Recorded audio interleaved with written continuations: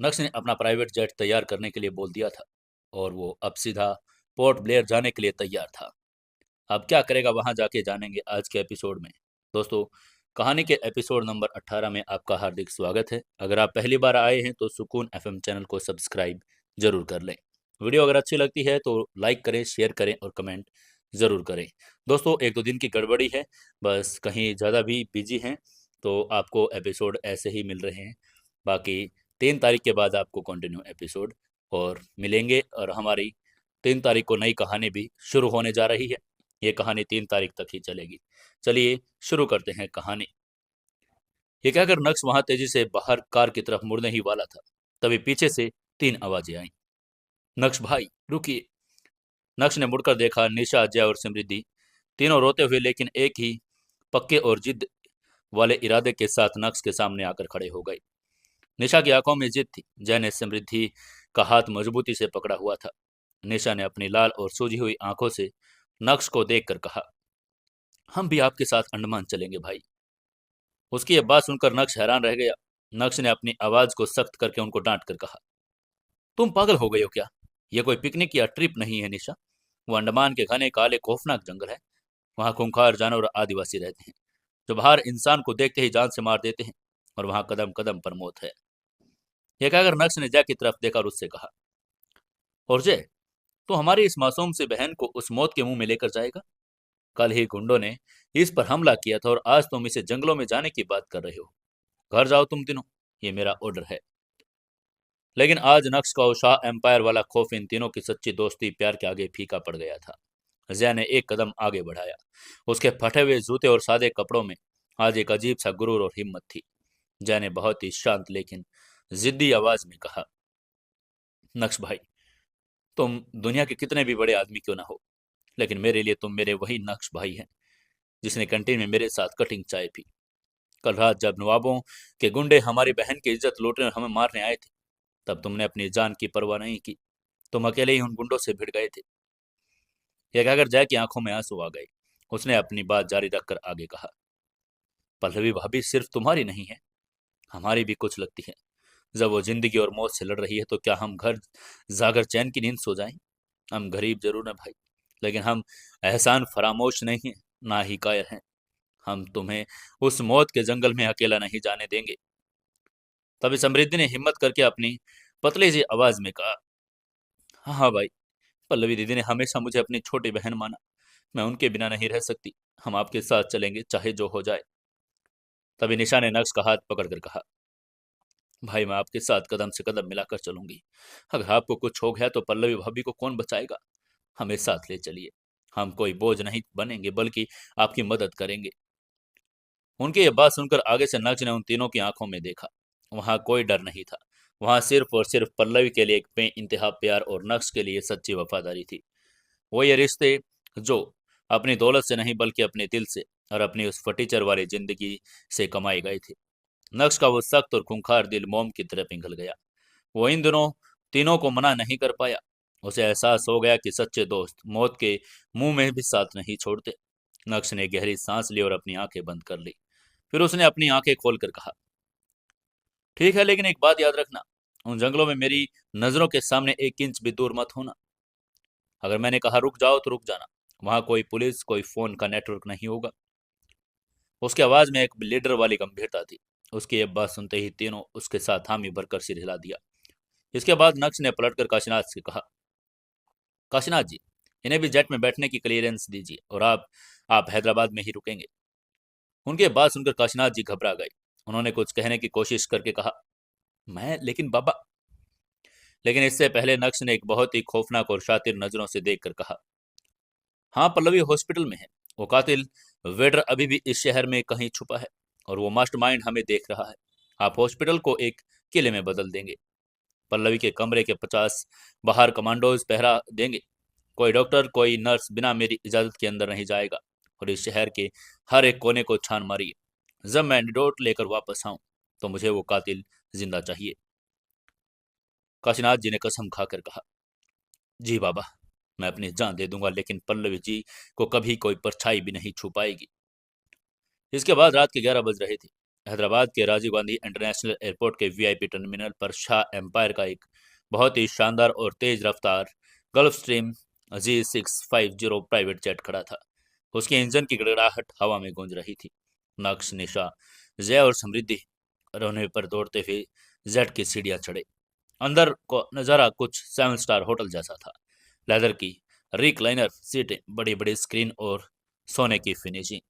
जय और समृद्धि ने सब कुछ देखकर पल भर में दंग रह गई, लेकिन उनके चेहरे पर पल्लवी की जान का खौफ उस चकाचौंध से कहीं ज्यादा बड़ा था। नक्श सीधा कॉकपिट पे गया। उसने वहां जाकर पायलट को ऑर्डर देकर कहा, कैप्टन, पोर्ट ब्लेयर और मुझे इस जेट की टॉप स्पीड चाहिए। बादलों को चीर दो, लेकिन मुझे वहां जल्द से जल्द पहुंचना है। पायलट ने कहा, यस सर। इसमें कुछ ही मिनटों में वो करोड़ों का प्राइवेट जेट हैदराबाद की उस तूफानी रात को चीरता हुआ आसमान के अंधेरे में गायब हो गया। जेट के अंदर नक्श एक सीट पर बैठा था। उसके हाथ में पल्लवी की तस्वीर थी और वो उस तस्वीर को अपने सीने से लगाए हुए था। निशा, जय और समृद्धि खामोशी से बैठे थे। तभी नक्श ने पल्लवी की तस्वीर को चूम कर सोचा, 42 घंटे बचे हैं। करीब 2 घंटे 30 मिनट की एक दिल दहला देने वाली और तेज उड़ान के बाद रात के अंधेरे और समुद्र की खौफनाक लहरों के ऊपर से गुजरते हुए जेट ने वीर सावरकर इंटरनेशनल एयरपोर्ट पोर्ट ब्लेयर में रनवे को छू लिया। वहां पहले से ही शाम पर के कुछ लोकल एजेंट्स और कुछ करप्ट लेकिन रसूखदार फॉरेस्ट ऑफिसर नक्श का इंतजार में खड़े थे, जिन्हें काशीनाथ जी ने करोड़ों रुपए में देकर खरीद लिया था। जैसे नक्श और उसके 3 दोस्त जेट से नीचे उतरे, अंडमान की उस नम और भारी हवा ने उनका स्वागत किया। चारों तरफ समंदर की आवाज, दूर दूर तक फैले काले जंगलों में का एक अजीब सा खौफ था। तभी एक फॉरेस्ट रेंजर, जिसका नाम दास था, वो भागकर नक्श के पास आया। दास ने थोड़ा घबरा कर कहा, मिस्टर शाह, हमने आपकी गाड़ियां तैयार कर ली, लेकिन सर, आप जिस इलाके में जाने की बात कर रहे हैं वो जारवा ट्राइबल रिजर्व है। वहां जाना साक्षात सुसाइड है। वो लोग अपने इलाके में किसी मॉडर्न इंसान को बर्दाश्त नहीं करते। उनके पास आग वाले तीर और जहर होता है। सरकार ने भी वहां नो गो जोन बनाया हुआ है। तभी नक्श ने दास के कॉलर को पकड़कर अपनी तरफ खींचकर कहा, मुझे भूगोल मत सिखाओ दास। नक्श की आंखों में वो नींद न आने की वजह से पल्लवी की तड़प में एक ऐसा खौफनाक पागलपन था, जिसे देखकर दास कांपने लगा। तभी नक्श ने चिल्लाकर आगे कहा, मुझे वो रास्ता बताओ जो मुझे उन जानवरों के कबीले तक लेकर जाएगा, और मुझे एक ऐसा गाइड दो जो उनकी भाषा में बहुत ज्यादा समझता हो। उसका ऑर्डर सुनकर आगे से दास ने हकलाकर जवाब देकर कहा, सर, एक पुराना शिकारी है, बिरजू नाम है उसका। वो कई साल पहले गलती से उन जंगलों में फंस गया था, जिंदा लौट आया था। वो शायद हमारी मदद कर सके, लेकिन वो बहुत डरा हुआ रहता है। उसकी बात सुनकर आगे से नक्श ने एसयू का दरवाजा खोलकर कहा, उसे उठा लाओ, चाहे उसे जितने भी पैसे चाहिए मैं दे दूंगा। इसके कुछ ही देर बाद बिरजू को भी लाकर उसी गाड़ी में बैठा दिया गया। अब वो बाहर अब सुबह का हल्का हल्का उजाला हो गया था, लेकिन अंडमान के उन घने जंगलों में सूरज की रोशनी भी जमीन तक नहीं पहुंच रही थी। नक्श की गाड़ियों उस खतरनाक अंडमान ट्रंक रोड पर दौड़ रही थी, जो जारवा रिजर्व के बिल्कुल बीचों बीच से होकर गुजरती थी। दोनों तरफ 100-100 फुट ऊंचे पेड़, एक भयानक सन्नाटा, खौफनाक जंगली जानवरों की आवाजें। जय और समृद्धि डरे हुए थे। निशा ने नक्श का हाथ पकड़ा हुआ था। उनके साथ वो शिकारी बिरजू भी था, जो पसीने से नहाया हुआ था, बार बार खिड़की के बाहर जंगलों को देख रहा था। बिरजू ने कांपती हुई आवाज में नक्श से कहा, सर, हम मौत के मुंह में जा रहे हैं। ये लोग इंसानों को कच्चा चबा जाते हैं। इनका जहर इतना खतरनाक होता है कि शरीर कुछ सेकंड में काला पड़ जाता है। उसके बाद सुनकर आगे से नक्श ने अपनी पिस्तौल को लोड करके कहा, मुझे उसी जहर का तो एंटीडोट चाहिए। उसने इतना ही कहा था, तभी अचानक ठक, उनकी गाड़ी के बोनट पर एक बहुत भारी नुकीली चीज आकर लगी। ड्राइवर ने घबराकर जोरदार ब्रेक मारी। गाड़ी कीचड़ में फिसलती हुई रुक गई। तभी जय ने चिल्लाकर कहा, क्या हुआ? नक्श ने खिड़की के बाहर देखा। उसने देखा कि गाड़ी के बोनट के आर पार एक लंबा लकड़ी और हड्डियों से बना हुआ तीर घुसा हुआ था। तीर की नोक पर एक बहुत ही गाढ़ा हरे और काले रंग का लिक्विड लगा था, जिसमें से धुआं उठ रहा था। ये देखते ही निशा ने अपने मुंह पर हाथ रखकर कहा, हो माय गॉड। तभी बिरजू ने खौफ से चीख कर कहा, सर, नीचे झुक जाइए, उन्होंने हमें देख लिया। हम उनके इलाके में आ गए हैं, वो हमें मार डालेंगे। तभी चारों तरफ से वो घने और काले जंगल अचानक एक अजीब सी और डरावनी आवाज से गूंजने लगे। ह ह ह ह। ह ह। इसी के साथ पेड़ों के बीच, झाड़ियों में और ऊंचे तनों पर दर्जनों काले मजबूत और खूंखार साए हिलते हुए नजर आने लगे। उनके हाथों में बड़े बड़े धनुष भाले जहर से बुझे हुए तीर थे। उनके चेहरों पर सफेद मिट्टी से अजीबोगरीब निशान बने हुए थे। ये जारवा के लड़ाके थे। उन्होंने नक्श की गाड़ियों को चारों तरफ से घेर लिया। उन्होंने अपनी तरफ आता देखकर नक्श के कमांडोज ने अपनी मशीन गनें निकाल ली। लेकिन तभी नक्श ने अपनी वो शाह एम्पायर वाली दहाड़ मारकर कहा, गोली मत चलाना। अगर किसी ने एक भी गोली चलाई तो हम सब भी यही मारे जाएंगे। अगर वो मर गई तो मेरी पल्लवी का एंटीडोट हमें कभी नहीं मिलेगा। नक्श शाह वो इंसान जो बंदूकों से खेलता था, वो आज अपनी मोहब्बत के लिए उन आदिवासियों के सामने बिना हथियार के जाने वाला था। नक्श ने कार का दरवाजा खोला। तभी जय और निशा ने उसे रोकने की कोशिश करके कहा, नक्श भाई मत जाओ प्लीज। लेकिन आगे से नक्श ने बहुत ही सख्त लहजे में कहा, तुम लोग अंदर ही रहना। ये कहकर नक्श अपने दोनों हाथ हवा में ऊपर करके निहत्था गाड़ी से बाहर निकला। उसके बाहर निकलते ही चारों तरफ से जारवा लड़ाकों ने अपने जहर से बुझे तीर नक्श के सीने और सिर की तरफ तान दिए। अगर वो एक भी तीर छोड़ देते तो नक्श का काम वहीं पर तमाम हो जाता। पल्लवी की भी मौत तय थी। तभी नक्श ने बिना अपनी आंखें उन लड़ाकों से हटाए चिल्लाकर उस गाइड को आवाज देकर कहा, बिरजू बाहर आ और इन्हें इनकी भाषा में बता कि हम यहाँ लड़ने नहीं आए, हम एक जिंदगी की भीख मांगने आए हैं। उसका ऑर्डर सुनते ही बिरजू डर के कांपते हुए पैरों से साथ गाड़ी में बाहर आया। उसकी पैंट गीली हो चुकी थी। उसने अपनी जिंदगी में जारवाओं को इतनी करीब से और इतने गुस्से में कभी नहीं देखा था। बिरजू ने अपने सूखे हुए गले से थूक निकला और कांपते हुए हाथों से हाथ जोड़कर जारवाओं की उस अजीब गरीब पुरानी कबीलाई भाषा में कुछ टूटे फूटे शब्द बोले। बिरजू ने आवाज जंगल में सन्नाटे में गूंजा दी, तारा आओगे अनमा। उसके कहने का मतलब था, हम दुश्मन नहीं हैं, हम मदद मांगने आए हैं। उसकी आवाज सुनकर झारवा लड़ाकों की आंखों में एक अजीब सी हलचल हुई। उन्होंने बिरजू की भाषा सुन ली थी, लेकिन उनका गुस्सा कम नहीं हुआ था। बाहरी दुनिया के लोगों को उनके एक पवित्र जंगल में आना उनके लिए सबसे बड़ा अपराध था। तभी उनमें से एक लंबा और बहुत खूंखार दिखने वाला लड़का, जिसके सीने पर सफेद मिट्टी से खौफनाक निशान शब्द बने थे, वो झाड़ियों से बाहर आया। उसने बिरजू की तरफ अपनी भाले की नोक और अपनी भाषा में कुछ चिल्लाकर लड़के से पूछा, चचीकू, मतलब क्या चाहिए। तभी बिरजू ने रोते हुए नक्श की तरफ देखकर पूछा, सर वो पूछ रहा है कि हम उनके इलाके में मौत क्यों बांटने आए हैं। वो कह रहा है कि बाहरी लोग सिर्फ बीमारी और लालच लेकर आते हैं। वहीं नक्श की आंखों में अब वो बेबसी और तड़प बाहर आने लगी थी। उसने आंसू बहाकर कहा, उसे बता कि ये यहाँ लालच लेकर नहीं आया, अपनी जिंदगी की भीख मांगने आया है। उसे बता कि मेरी मोहब्बत उनके जहर का शिकार हो गई। मुझे उनका सरदार चाहिए। मुझे वो इंसान चाहिए जो जहर का एंटीडोट बना ले। आगे से बिरजू ने रोकर नक्श के सारे शब्द अपनी टूटी फूटी कबीलाई भाषा में ट्रांसलेट कर दिए। जैसे उस जारवा लड़ाके ने जहर का नाम सुना, उसकी आंखें फटी रह गई। उसने तुरंत अपने बाकी साथियों को कुछ इशारा किया। जारवाओं के लिए उनका वो जहर बहुत ही पवित्र और गुप्त विद्या थी। वो जहर जंगल के बाहर कैसे जा सकता था। लड़ाके ने अपना धनुष नीचे किया, बल्कि उसने बहुत ही तेज आवाज में एक हुक्म दिया।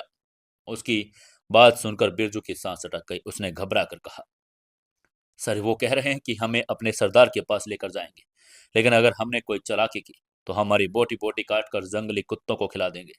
हमें उनके सामने सर झुकाकर और कैदी बनकर जाना होगा। उसकी बात सुनकर नक्श ने तुरंत कहा, मुझे मंजूर है। उसके सहमत होते ही अगले ही पल दर्जनों जारवा लड़ाके गाड़ियों से बाहर निकल गए। उन्होंने नक्श, निशा, जय और समृद्धि और बिरजू को घेर लिया। उनके हाथों को बहुत ही खुरदरी और मजबूत जंगली बेलों से पीछे की तरफ कसकर बांध दिया। तभी समृद्धि ने रोकर जय के पीछे छुपने की कोशिश की। उसने घबरा कर कहा, भाई मुझे डर लग रहा है। उसकी बात सुनते ही नक्श ने मुड़कर समृद्धि और निशा को हौसला देकर कहा, घबराओ मत। जब तक मेरे शरीर में खून की एक भी बूंद बाकी है, तुम लोगों को कोई खरोंच भी नहीं आएगी। तभी उन लड़कों ने सबके चेहरे पर काले रंग के मोटे पत्ते और कपड़े बांध दिए, ताकि वो उस गुप्त कबीले का रास्ता न देख सके। उसके बाद उन्हें घने सीलन भरे दलदली जंगल में पैदल घसीटा जाने लगा। उनके पैरों पर कांटे चुभ रहे थे, कीचड़ में पैर धंस रहे थे, लेकिन नक्श के दिमाग में सिर्फ और सिर्फ पल्लवी का वो नीला पड़ा चेहरा, हॉस्पिटल के बीचों बीच करती बीप बीप की मशीनें घूम रही थी। नक्श ने मन में ही पल्लवी को पुकार के कहा, वक्त बीत रहा है पल्लवी, लेकिन तू हार मत मानना, तेरा नक्श आ रहा है। वो पल्लवी को कुछ भी होने नहीं दे सकता था। इसके बाद करीब 2 घंटे के खौफनाक और थका देने वाले सफर के बाद उन्हें रुकने का इशारा किया गया और उनके चेहरे पर से वो पट्टियां खोल दी गई। जब नक्श ने अपनी आंखें खोली तो उसके सामने एक ऐसा खौफनाक और रोंगटे खड़ा कर देने वाला नजारा था जो किसी भी आम इंसान की रूह निकाल दे। वो जारवाओं की मेन बस्ती थी। चारों तरफ बांस और पत्तों से बनी बड़ी बड़ी झोपड़ियां, बीच में एक बहुत बड़ा आम का अलाव जल रहा था और जानवरों की खालें, हड्डियां, कंकाल पेड़ों पर लटके हुए थे। बस्ती की औरतें और बच्चे इन बाहरी लोगों को बहुत ही अजीब और नफरत भरी नजरों से घूर रहे थे। तभी अलाव के पीछे से एक बहुत ही भारी, खौफनाक और विशाल का साया बाहर आया। वह इंसान करीब 6 फुट 5 इंच लंबा था। उसका शरीर किसी चट्टान की तरह मजबूत था। उसके पूरे शरीर पर सफेद और लाल रंग की मिट्टी से खौफनाक धारियां बनी हुई थी। उसके गले में जानवरों के दांतों की एक भारी माला थी और उसके हाथ में एक बहुत ही पुराना लेकिन खतरनाक लकड़ी का डंडा था जिस पर एक इंसान की खोपड़ी जड़ी हुई थी। यह उस जारवा कबीले का सरदार था। सरदार की आंखों में एक ऐसी खूंखार चमक थी जो सीधे इंसान के अंदर को पड़ लेगी। और सरदार नक्श के बिल्कुल सामने आकर खड़ा हो गया। उसने नक्श को ऊपर से नीचे तक घूरा, लेकिन आगे से नक्श ने अपनी नजरें नहीं झुकाई। वो एक बादशाह की तरह बिना किसी खौफ के उस सरदार की आंखों में देख रहा था। तभी सरदार ने अपनी भारी आवाज में कुछ कहा। उसकी बात सुनते ही नक्श ने बिरजू की तरफ देखकर पूछा, बिरजू, ये क्या कह रहा है? तभी बिरजू कांपते हुए आगे आया। उसने सरदार की बात को ट्रांसलेट करके कहा, सर, वो कह रहा है कि बाहरी दुनिया के लोग सिर्फ झूठे और लालची होते हैं। वो पूछ रहा है कि तुमने जिस जहर की बात की, वो जहर तुम्हारे शहर में कैसे पहुंचा? वो जहर तो सिर्फ इस कबीले के पास है। क्या तुम लोग उसे चुराने आए हो? उसकी बात सुनकर नक्श की मुठ्ठियां भिज गई। उसने ठंडे स्वर में कहा, सरदार से कहो कि मुझे उनके जहर से कोई मतलब नहीं। आज से कुछ दिन पहले इसी कबीले का कोई गद्दार या कोई इंसान जो यहाँ से बाहर गया हो, उसने वो जहर शहर के एक कातिल को बेच दिया और वो कातिल ने वो जहर को लड़की के खाने में मिला दिया, जो मेरी सांस है, मेरी दुनिया। वो हॉस्पिटल में तड़प रही है। मशीनें उसकी सांसें गिन रही हैं। सिर्फ मुझे इस जहर का एंटीडोट चाहिए। मैं इस कबीले को उसके बदले में जो चाहिए वो दूंगा। सोना, अनाज, दवाई जो मांगेंगे। नक्श की आवाज में ऐसी तड़प और सच्चाई थी और जिसने उस जंगल के सन्नाटे को रुला दिया। बिरजू ने नक्श की इस बात को सरदार को समझाया। जैसे ही सरदार ने सुना कि उस कबीले का वो पवित्र जहर बाहर जाकर किसी बेगुनाह लड़की की जान ले रहा है, सरदार का चेहरा गुस्से से लाल हो गया। सरदार ने अपने कबीले के लोगों की तरफ देखकर कुछ चिल्लाया। वहीं उसकी बातों को सुनकर बिरजू ने नक्श के कान में फुसफुसा कर कहा, सर, सरदार कह रहा है कि कुछ साल पहले उनके कबीले से एक लड़का भागकर शहर चला गया था। शायद उसी ने वो जहर किसी अमीर आदमी को बेचा। सरदार इस बात से शर्मिंदा और गुस्से में है। उनके जहर का इस्तेमाल ऐसी नीच हरकत के लिए हुआ। उसकी ये बात सुनकर आगे से नक्श ने बेताबी से कहा, तो फिर उसे कहो कि मुझे एंटीडोट दे दे, मेरे पास वक्त नहीं है। बिरजू ने तुरंत उस बात को सरदार को समझा दिया। उसकी बात सुनते ही सरदार ने अपनी भारी डंडा जमीन पर पटका। उसने नक्श की आंखों में बहुत ही गहराई से देखा। फिर उसने एक बहुत ही खौफनाक और लंबी बात कही, जिसे सुनकर बिरजू के चेहरे का रंग उड़ गया। उसके पैर कांपने लगे। उसने ऐसे कांपता देखकर नक्श ने चीख कर पूछा, क्या कहा उसने बिरजू? तभी बिरजू ने हकला कर कहा, सर, सरदार कह रहा है कि वो जहर का एंटीडोट कोई आम दवा नहीं है। उसे बनाने के लिए जिस लाल जड़ की जरूरत होती है, वो जंगल के उस पार एक खौफनाक और अंधेरी गुफा के अंदर पाई जाती है। उसको ये बात सुनकर नक्श ने तुरंत रिएक्ट करके कहा, तो लाओ उस जड़ को, मुझे बताओ वो गुफा कहाँ है। तब बिरजू फूट फूट कर रोने लगा और उसने कहा, सर, आप समझ नहीं रहे हैं। सरदार कह रहा है कि खुद उसको वो एंटीडोट नहीं देगा। अपने कबीले का नियम है, अगर आप सच में लड़की से बेइंतहा मोहब्बत करते हैं, अगर आपका प्यार सच्चा है, आपके दिल में कोई खोट नहीं, तो आपको वो लाल जड़ खुद उस गुफा से लानी होगी। उसकी ये बात सुनकर निशा और जय हैरान रह गए। जय ने तुरंत कहा, इसमें खौफनाक क्या है, नक्श भाई ले आएंगे। तब बिरजू ने कांप कर उस मौत के मुंह का राज खोल कर कहा, खौफनाक यह है कि उस गुफा के अंदर कोई इंसान जिंदा वापस नहीं आया। उस लाल जड़ों के चारों तरफ दुनिया के सबसे जहरीले बिच्छू, खूंखार, कान खजूरे और मौत का जहर उगलने वाले सांपों का एक पूरा दलदल है। सरदार कह रहा है कि आपको अपने शरीर पर कोई कपड़ा, कोई हथियार या कोई सुरक्षा लिए बिना दलदल में नंगे पांव उतरना होगा और अपने नंगे हाथों से उस जहरीले कीड़ों को बीच से उजड़ निकालनी होगी। नंगे पैर बिना हथियार के जहरीली बिच्छुओं का दलदल। ये सुनते ही निशा, जय, समृद्धि की चीख निकल गई। निशा पागलों की तरह रोकर नक्श के पैरों में लिपट गई। उसने नक्श के आगे गिड़गिड़ा कर कहा, नहीं नहीं नक्श भाई, आप ऐसा नहीं करेंगे। वो कीड़े आपको डस डस कर मार डालेंगे। आपकी बोटी बोटी में जहर फैल जाएगा। आप एक सेकंड भी जिंदा नहीं बचेंगे। तभी जय ने नक्श के पांव खींचकर कहा, यह आत्महत्या है नक्श भाई। हम कोई और तरीका निकालेंगे। हम इन लोगों को पैसों का लालच देंगे, लेकिन तुम उस गुफा में नहीं जाओगे। लेकिन नक्श बिल्कुल शांत खड़ा था। उसकी आंखों के सामने पल्लवी का वो नीला चेहरा, वो हॉस्पिटल की बीप बीप करती हार्ट मॉनिटर मशीन और डॉक्टर के वो शब्द गूंज रहे थे, सिर्फ 48 घंटे। नक्श ने निशा और जय की तरफ बहुत प्यार से देखा। नक्श ने अपनी शर्ट के बटन खोलकर बहुत ही खामोश, दर्दनाक आवाज में कहा, अगर पल्लवी मर गई तो ये दौलत, ये कपड़े, शरीर का लेकर मैं क्या करूंगा निशा। अगर मेरी मोहब्बत में इतनी भी ताकत नहीं कि मैं अपनी रानी के लिए चंद बिच्छू का जहर सह सकूं, तो लानत है मेरे इस शाह एम्पायर के रुतबे पर। यह कहकर नक्श ने अपनी काली हुड्डी और अपनी शर्ट उतारकर जमीन पर फेंक दी। उसका वो मजबूत और कसरती शरीर, जिस पर पुरानी लड़ाइयों के निशान थे, वो अब उन कबीले वालों के सामने था। नक्श ने अपने जूते उतार दिए। उसने सरदार की आंखों में देखकर अपनी छाती ठोंकी। नक्श ने यमराज जैसी दहाड़ मारकर कहा, सरदार से कहो बिरजू, मुझे यह अग्नि परीक्षा मंजूर है। मुझे वो गुफा दिखाओ। आज मैं तुम्हारे इस जंगल के जानवरों को दिखाऊंगा कि एक सच्चे आशिक की रूह में कितना खौफ होता है। वहीं सरदार नक्श की इस निडरता और उसके इस पागलपन को देखकर दंग रह गया। कबीले के लोगों में भी एक अजीब सा हलचल मच गया। उन्होंने आज तक ऐसा कोई बाहरी इंसान नहीं देखा था जो बिना हथियारों के मौत की उस गुफा में जाने के लिए खुद तैयार हो जाए। सरदार ने अपना सिर हिलाया और अपने लड़ाकू गुफा का रास्ता दिखाने का हुक्म दिया। उसका ऑर्डर पाते ही कबीले वाले नक्श को लेकर उस अंधेरी सीलन भरी खौफनाक गुफा के मुहाने पर ले गए। गुफा के अंदर एक बहुत ही सड़ांध मारती हुई खौफनाक और जहरीली महक आ रही थी। अंदर सिर्फ अंधेरा था। निशा और समृद्धि को बाहर ही रोक दिया गया था। वो दोनों रो रो कर भगवान से प्रार्थना कर रही थी। तभी एक लड़ाके ने नक्श को एक जलती हुई मशाल दी।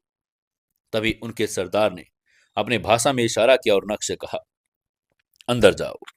नक्श ने मशाल पकड़े और अपने नंगे पैरों से उस गुफा के अंदर कदम रख दिया। गुफा के अंदर का तापमान बड़ा ठंडा था। दीवारों से पानी टपक रहा था और नक्श धीरे धीरे आगे बढ़ रहा था। उसकी सांसें भारी हो रही थी। करीब 100 मीटर अंदर जाने के बाद नक्श के कदम अचानक रुक गए। मशाल की रोशनी ने उसमें जो नजारा देखा, उसे देखकर बड़े बड़े सुरमाओं का दिल फट जाए। सामने एक बहुत बड़ा गड्ढा था। उस गड्ढे के बिल्कुल बीचों बीच एक बहुत ही अजीब सी चमकती हुई लाल रंग की जड़ एक पत्थर पर रखी हुई थी। लेकिन उस पत्थर तक पहुंचने का रास्ता साक्षात नर्क था। पूरे गड्ढे में फर्श दिखाई नहीं दे रहा था। वहां सिर्फ और सिर्फ हजारों काले और लाल नीले रंग के विशालकाय बिच्छू, मोटे मोटे कनखजूरे और जहरीले कीड़े एक दूसरे के ऊपर रेंग रहे थे। उसकी वो सर सर की खौफनाक आवाजें पूरी गुफा में गूंज रही थी। नक्श को अगर वो जड़ चाहिए थी, तो उसे अपने नंगे पैरों से उस कीड़ों के दलदल को पार करके जाना था। नक्श ने अपनी आंखें बंद की। उसने पल्लवी का मुस्कुराता हुआ चेहरा याद किया। अब जब वो पहली बारिश में नक्श को उसने गले लगाया था, उसे वो कटिंग चाय याद आ गई। उसे वो नींबू वाला भुट्टा याद आया। ये सब याद करके नक्श ने गहरी सांस लेकर कहा, मैं आ रहा हूं पल्लवी। ये बड़बड़ाकर नक्श ने कदम आगे बढ़ाए और अपना पहला नंगा पांव उस जहरीले दलदल के अंदर रख दिया। क्रंच। जैसे ही नक्श का पैर उन कीड़ों पर पड़ा, वहां मौजूद हजारों बिच्छुओं और कनखजूरों एक साथ अपने पैरों और टांगों पर हमला कर दिया, जिसे नक्श के मुंह से एक दर्दनाक और रूह कपा देने वाली चीख निकली।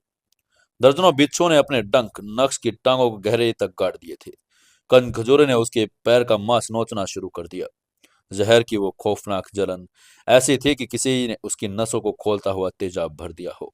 इस दर्द से नक्श लड़खड़ाकर नीचे गिरने ही वाला था, लेकिन उसने अपने घुटनों को जमीन पर टिकने नहीं दिया। वो एक एक कदम बढ़ रहा था। हर कदम पर सैकड़ों डंक उसके शरीर को छलनी कर रहे थे। उसकी टांगें खून से लथपथ हो गई थी। जहर की वजह से उसका शरीर नीला पड़ने लगा। उसकी आंखों के सामने अंधेरा छाने लगा। तभी नक्श ने हाँफ कर धीरे से कहा, पल्लवी। पल्लवी को याद करके वो पागलों की तरह उस लाल जड़ की तरफ बढ़ रहा था। तब एक बहुत बड़े और काले सांप ने उसके घुटने के पास डस लिया, जिससे नक्श वहीं कीचड़ और उन कीड़ों के बीच गिर पड़ा। नक्श की सांसें उखड़ने लग गई, लेकिन फिर भी उसने दृढ़ निश्चय करके कहा, नहीं, नहीं, मैं नहीं हार सकता। उसे हॉस्पिटल की वो मशीन की बीप बीप की आवाज सुनाई देने लगी।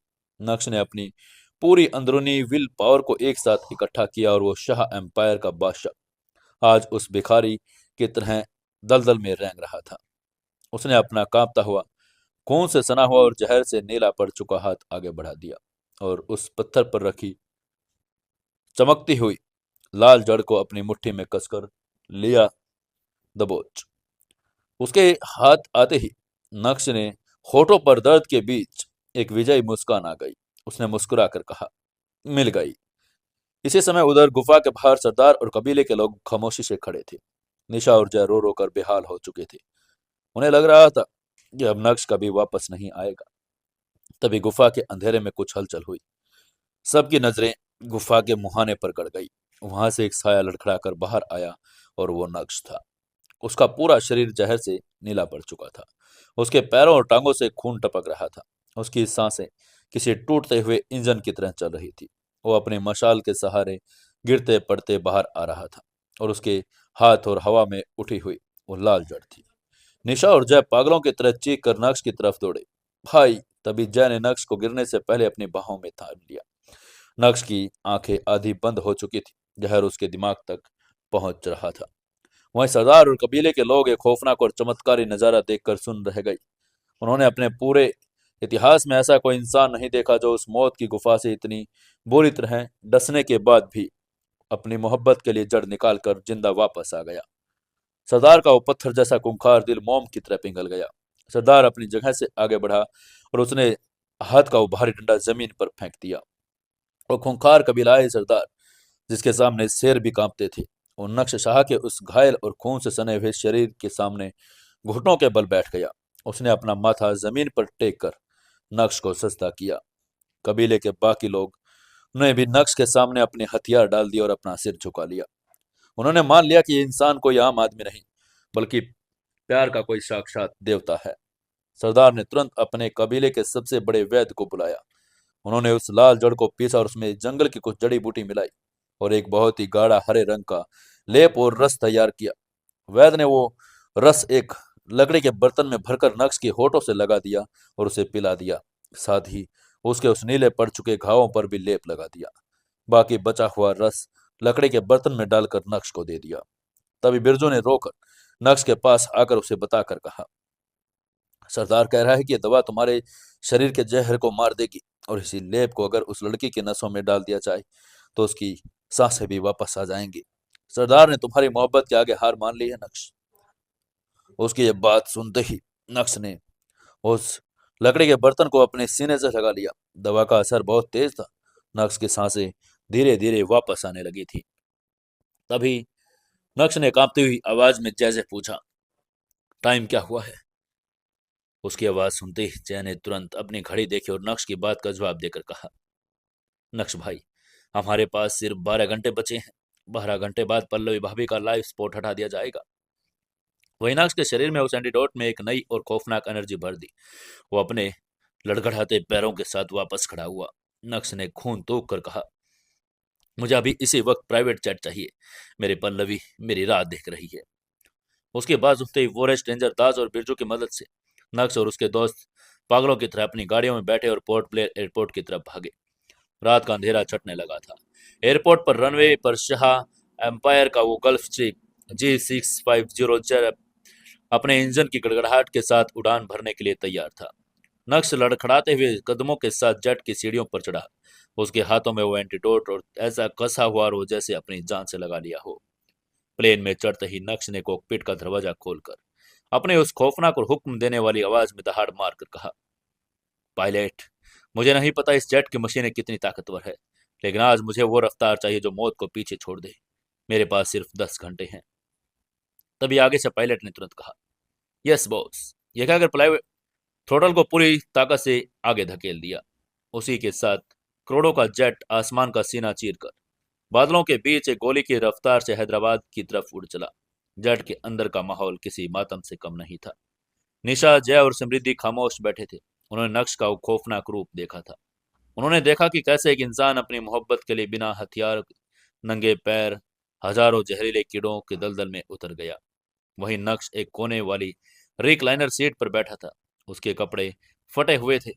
टांगों पर बिच्छुओं के डंक के नीले और काले निशान थे। उसने अपनी आंखें बंद कर ली और लकड़ी का बर्तन उसके सीने से लगा हुआ था।